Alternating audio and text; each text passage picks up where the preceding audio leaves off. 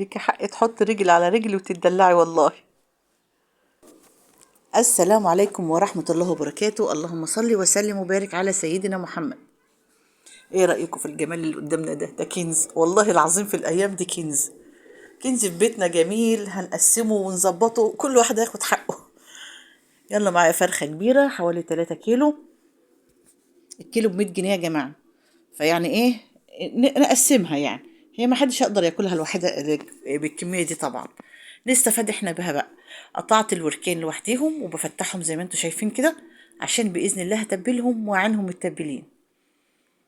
التتبيلة تدخل فيهم وبتبقى حاجة جاهزة بقى قدامي كده، سهلة وسريعة. مسكتهم زي ما انتم شايفين كده، خلاص كده هحطهم في جنب بقى. وامسك الصدر.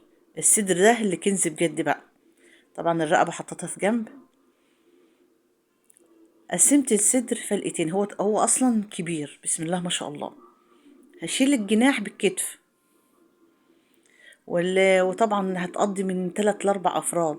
والام والاب بيجوا على نفسهم شويه، اهم حاجه الولاد ياكلوا ويبقوا مبسوطين. شلت الكتف كده. ده هيبقى هنلم عليه شويه كراكيب، يبقى حلو قوي. وده بقى الكنز اللي بجد بقى. ده بتحط بقى في التلاجة للطوارئ، تعملي بقى ناجتس، تعمليها بانيه. وناجتس بترمي كميه كبيره قوي. ولو عملتها كفته فراخ هتبقى حلوه قوي. انا بقى في ده ما كنتش هقطعه. افتكرت في الاخر ان انا مش عايزه، ده هيبقى بحاله. الصدر ده هيبقى لوحده. هيمشي معايا برضو يوم. هفتحه من النص زي ما انتوا شايفين. انا بعمل الفراخ بالطريقه دي كتير قوي. بتدي معايا، بترمي معايا حاجه حلوه قوي. مع حله محشي بقى، مع شويه مكرونه. بتمشي بقى وتبقى زي الفل، وبتقضي والله بتبقى زي الفل. بس انا هشويها. فعلشان كده انا اعملها شرايح كده اكنها معموله على الشبكه او الجريل لما اجي اطبخ. وعلشان التتبيله كمان تتوغل فيها بقى وتبقى ايه. ريحه فراخ بقى ما شاء الله. مش قلت لكم عندنا كنز وعملنا 4 اكلات وزي الفل. وفري ودبري، والشطره هتاكل عيلها كل حاجه، يعني الحاجه ما هتغلى هنموت الولاد من الجوع. ربنا يا رب يرخي قوت المسلمين يا رب. دي الكراكيب اللي طلعت، وخدت حته برضو من الكتف في فلقه الصدر. والرجلين كمان، كل ده مع صينيه بطاطس في يوم كده ما شاء الله. كفايه طعم البطاطس هيبقى طعمها حلو قوي. والوركين يلا بقى نغسلهم، نحطهم كلهم عشان نغسلهم. غسله حلوه قوي كده.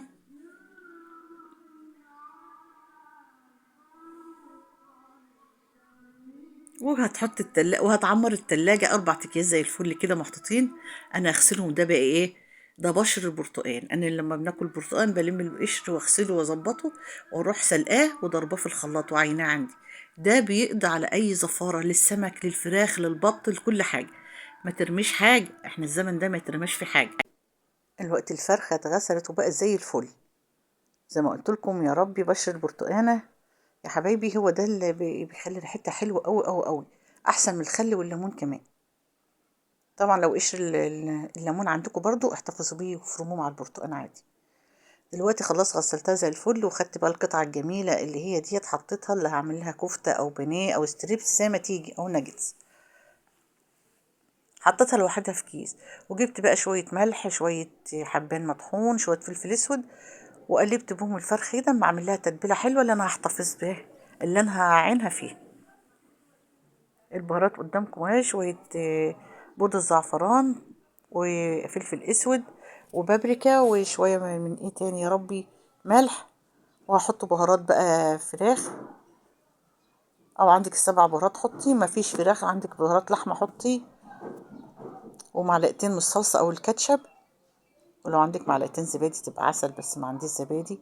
وعصير ليمونتين. عندك دبس رمان ولا صويا صوص حطي. بس بقى انا عندي البديل. ده كان فيه البرطمان ده كان فيه عسل جلوكوز. وحطيت فيه عسل اسود. معلقه من العسل الاسود على الليمون. عيشي بقى يا خراشي يا خراشي على الطعم والمزازه. هو احنا يعني لو ما عندناش صويا صوص مش هنتصرف. يا جماعه ده احنا والله الازمه اللي احنا فيها خلت الناس تفكر. بدل ما كنا قاعدين كده بقينا نفكر، وحطيت شويه ملح كمان زياده. ومعلقه من الزيت. انا احب احط على كل تتبيله بتاعتي معلقه صغيره من الزيت. بتدلع مع حلوه وطعم حلو برضه. خلاص تتبيلتنا جاهزة، هنتبل بقى ايه الكنز بتاعنا او الفرخة بتاعتنا وهنحطها في اكياس تبقى كده جاهزة. هتحطي بقى بصلاية على طماطمية على قرن فلفل تحتها كده وخلاص بقى، وهتتنقع براحتها بقى في التلاجة جاهزة على طول وطلعي. اول كيس خلصناه، وتاني كيس هنحط فيه الوركين. الوركين بسم الله ما شاء الله دول واخدين مالين مركزهم ما شاء الله، صحة وعافية اللي ياكل يا رب. هي فكرة بسيطة، هتقولوا لي احنا انت بتفرجينا عليا، بقول لكم يا جماعة يعني احنا ممكن نقسمها ونمشي حالنا. يعني هي فكرة، ويعني اتمنى ان في حد يستفاد منها، مش ان احنا بس بنقول الحاجة غالية ومش غالية، لا، هنتصرف وهندبر بيوتنا وهتمشي وهتعدي ان شاء الله. ياما دقت على الروس طبول، ويعني ياما مرينا بظروف كتير كده، في مصر مرت بظروف كتيرة وكانت بتتخطاها ان شاء الله خير. وشوية الكراكيب دولت هتقولوا هم يعني مش هيعملوا حاجة، لا والله هيخلوا، بصي، أضعف الإيمان هيخلوا الأكل طعمه جميل. بدل ما تحطي مرقة عندك الفراخ طازة فريش.